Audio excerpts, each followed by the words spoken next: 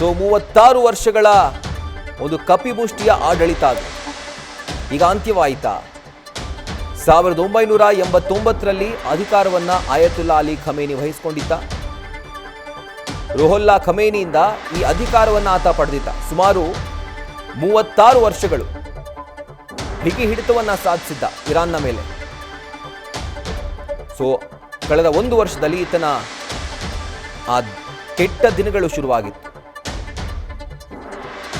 ತಾನೇ ಸಾಕದಂಥ ಉಗ್ರ ಪಡೆಯ ಪ್ರಾಬಲ್ಯ ಕುಸಿತ ಕಾಣ್ತು.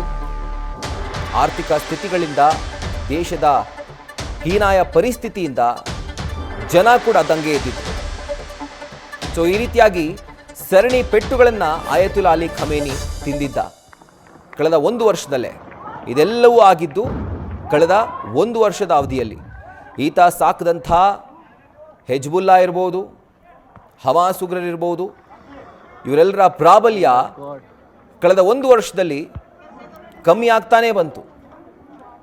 ಇಸ್ರೇಲ್ ಹಾಗೂ ಬೇರೆ ಬೇರೆ ದೇಶಗಳು ಈ ಉಗ್ರ ಪಡೆಯ, ಈ ಉಗ್ರಕೂಟದ ಒಂದು ಪ್ರಾಬಲ್ಯವನ್ನ ಮಟ್ಟ ಹಾಕಲಿಕ್ಕೆ ಏನೆಲ್ಲ ಒಂದು ಕ್ರಮಗಳನ್ನ ವಹಿಸಬೇಕಿತ್ತು ಎಲ್ಲವನ್ನ ವಹಿಸಿ ಒಂದು ಪರ್ಫೆಕ್ಟ್ ಉತ್ತರವನ್ನ ಕೊಟ್ಟು ಈ ಒಂದು ದುಷ್ಟಕೂಟಕ್ಕೆ ಅವರ ಪ್ರಾಬಲ್ಯವನ್ನ ಕುಗ್ಸಿತ್ತು.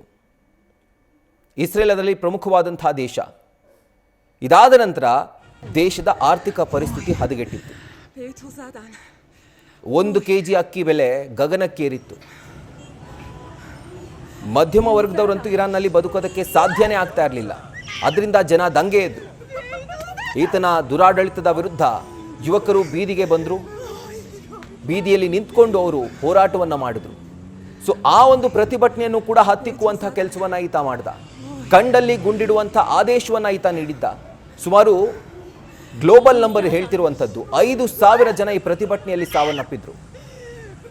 ಆದರೆ ಈಗ ಈತ ದುರಂತ ಅಂತ್ಯವನ್ನು ಕಂಡಿದ್ದಾನೆ. ನ್ಯೂಸ್ ಫಸ್ಟ್ ನಿರ್ಭೀತಿಯಿಂದ ನಿಮ್ಮ ಪರವಾಗಿ.